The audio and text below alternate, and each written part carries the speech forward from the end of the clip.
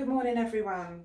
So today I am featuring with Filippo Berio on how to make kind of something that's seasonal, something that we can share and possibly have in the garden as part of a picnic, part of a barbecue idea.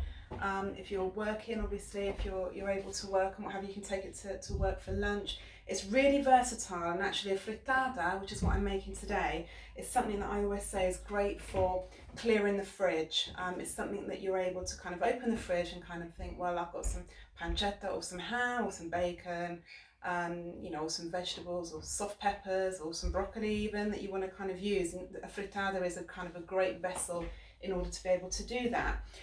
So today what I'd like to show you is how to make a seasonal asparagus frittata. So here I've got some beautiful British asparagus, some heritage tomatoes, just a few here that I just want to show you. So these heritage tomatoes are at room temperature. So my tomatoes, regardless of the time of year, whenever I have them, they're always at room temperature. So you can kind of tend to just eat them, especially if they're in season, as sweets.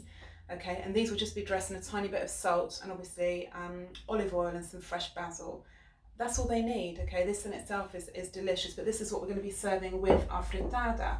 So the frittata has got a few components, so I'm going to start off by popping my hob on. Okay, so this is my induction pan on my induction stove, so let's hope that it does what it needs. So I've got some extra virgin olive oil here.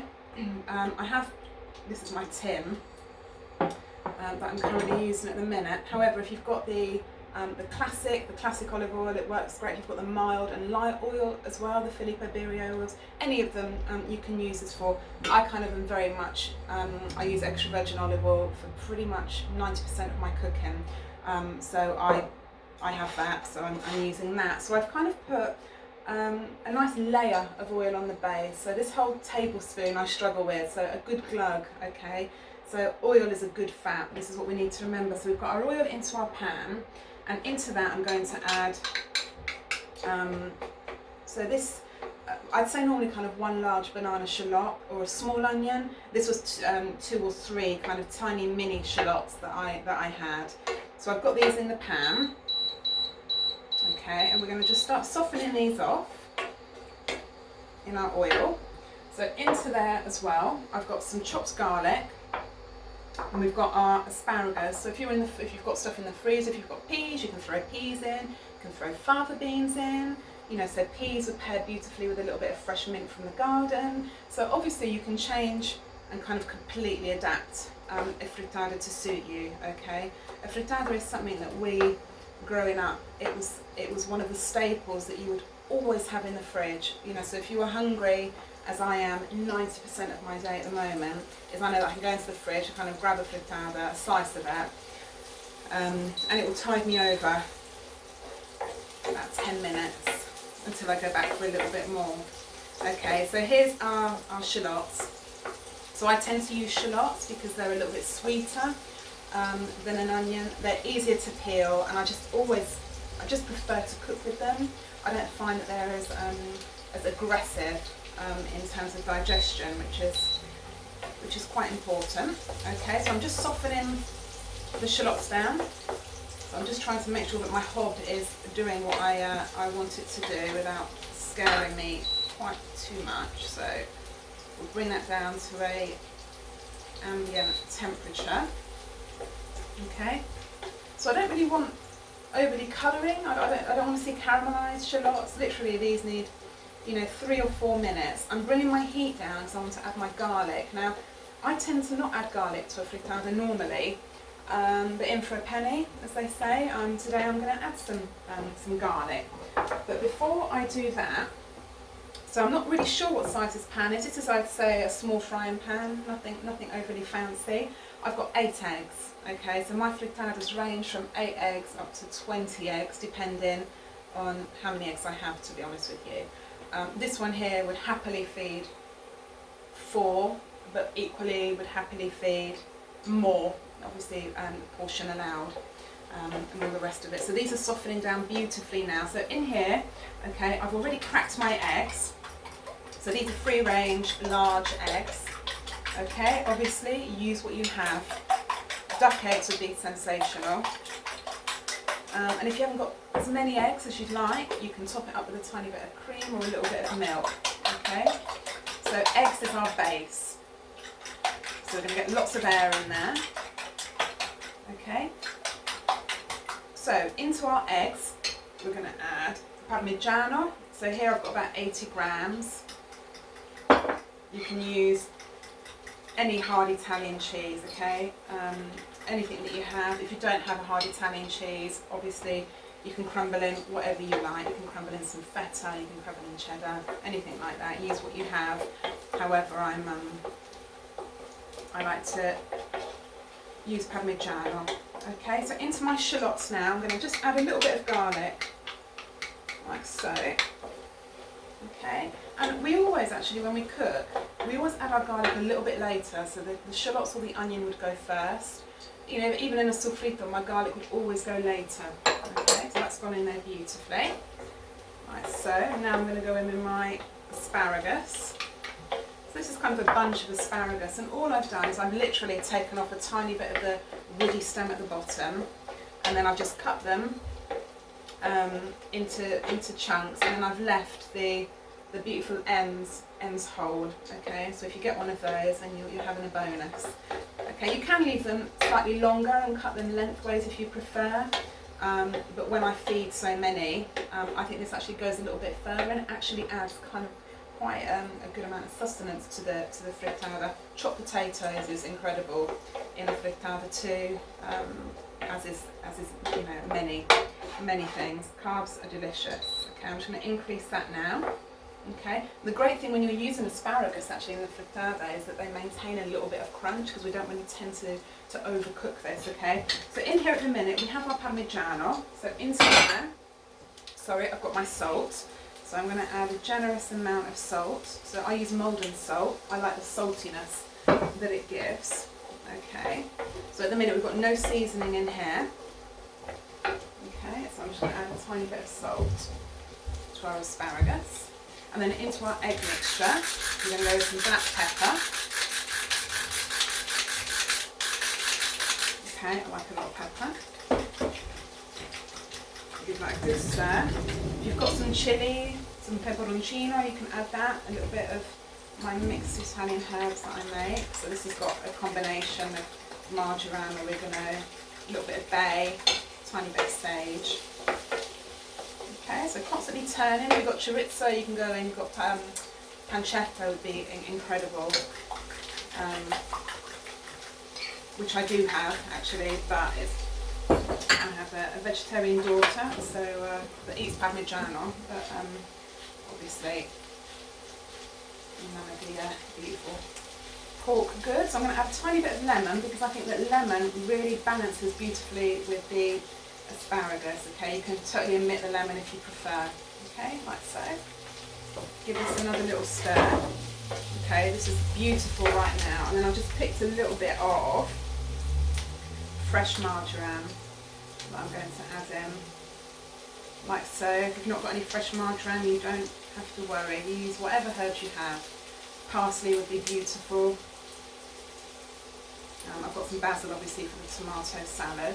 Okay, so you don't want too much, but okay, so we've got our salt and pepper. You can add a little bit of chilli, like I've said, some fresh marjoram. That should pretty much do the job. Okay, so we're going back over to our pan. Okay, so the asparagus now will be slightly softened. We'll still retain its crunch. Okay, so here's our egg mixture. So we've got to make sure that our pan has got a tiny bit of oil in the bottom, which it does, okay, and that we're on quite, not an aggressive heat, okay, but quite a prominent heat. So I'm going to give this one more stir. Pop that there, okay, and now we're going to go in, okay, with our mixture. So the way that I make a frittata, okay, it's probably a little bit different to some that you probably see, okay, so everything is done on the hob. So first of all, I'm going to increase the heat. Okay, it'll be so much easier when you actually make the frittata on your standard hob and not on an induction hob. Okay, but what we want to do basically is I suppose in essence, scrambling the egg. Okay, so the more eggs, you know, the bigger the frittata, but the more you pack into it, obviously, you know, the fuller you're going to be. You'll be in essence. So I'm going to give this a really good turn. Okay, so some cooks prefer to cook the base of their frittata and then take their frying pan and put it under the grill just to finish cooking. I'm slightly more traditional in the way that I was taught to make a frittata. So I pop a plate on top and then I turn it and then pop it back into the pan. None of this oven cooking. So my method may take a tiny bit longer, but inevitably will work really, really well. So I can feel that my eggs are cooking. Okay, we're starting to kind of grab at the bottom. So as you can see, what I'm doing here is I don't let it sit and cook. Okay, I'm aiding it, so I'm giving it a good stir. In essence, I'm scrambling it, like so. Okay, and then I'm going to turn, like so. Okay, so what I'm going to do now actually is I'm going to change from my wooden spoon to a spatula, because it's going to be a little bit easier for me to be able to manipulate. And you can see now, how lovely and thick this is. Okay, so let's give it one more stir. We're pretty much there. Oh my gosh, this just smells incredible. Okay, the versatility, eggs, I mean, without a doubt, this is quite amazing, isn't it? So I'm just going to pat this down now, like so. Okay, so I'm going to push this all down, all the way around, like this. Okay. Pushing it all the way around, like so. So what we're going to do now is we're going to start setting the frittata. Okay, what's great about a frittata is there's no gluten in a frittata, there's no thickening agent. Okay, so this is kind of completely versatile. Delicious with, like I said, it's beautiful tomato salad, but I love it in toasted bread with roasted peppers and artichokes, anything like that. So it's completely versatile. I'm just going to lower my hob a tiny bit. Okay, and I'm going to just allow this bit here to cook for a moment. Okay, so going back to my tomatoes, I've got some heirloom tomatoes here that are just local. So into there, okay, I'm going to add a generous amount of salt. Okay, it's really, really important, okay, that we salt our food, you know, adequately, and especially if it's at room temperature. The salt will absolutely love,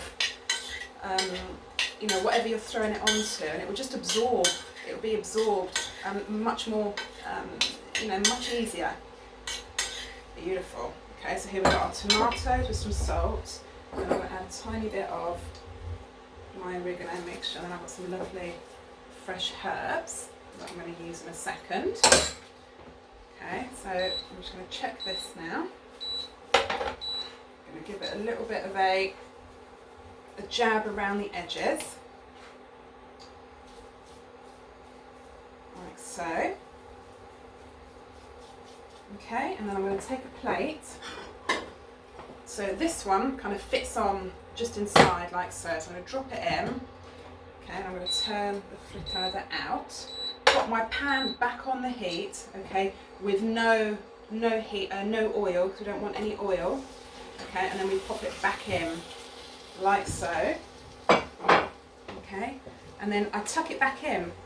Tuck it back in like so, all the way around. Okay, there's no need to get it and then to put it under the grill to finish toasting it. Do it in the pan. Have the confidence to use your heat. Okay, I mean this needs 2 more minutes. Okay, so I'm going to just leave it on there for 2 minutes. Move everything out of the way, like so. Okay, so then I've got some beautiful fresh basil leaves here. Okay, so any of my stems and my stalks I'll keep for my dressings and my pasta sauces and what have you, my pasta waters. Okay, and I'm just going to tear some basil into our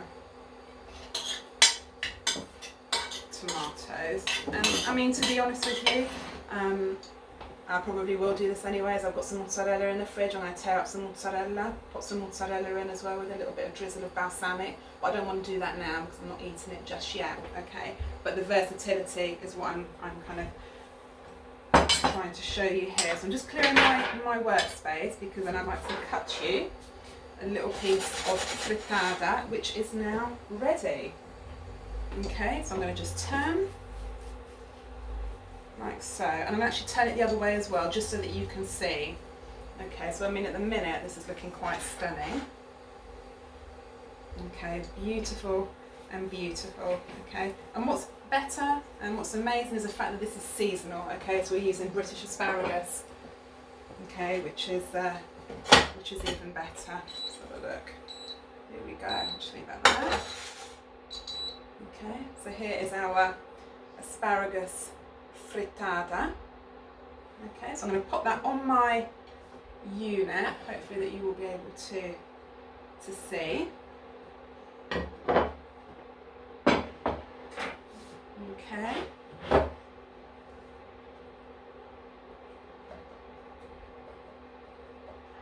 Give it a little cut. I prefer to set it a little bit, to be fair, so I'm just going to go quite steady with it at the minute.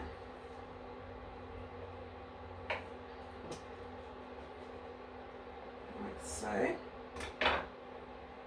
And there is our frittata.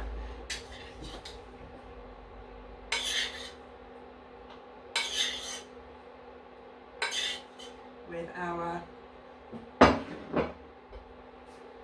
our beautiful seasonal room temperature salad. Okay, so this is our frittata with asparagus and room temperature tomatoes. I hope you enjoy, I hope you have a go, and please let Filippo Berio know what you make, and obviously let me know too. So grazie mille, enjoy.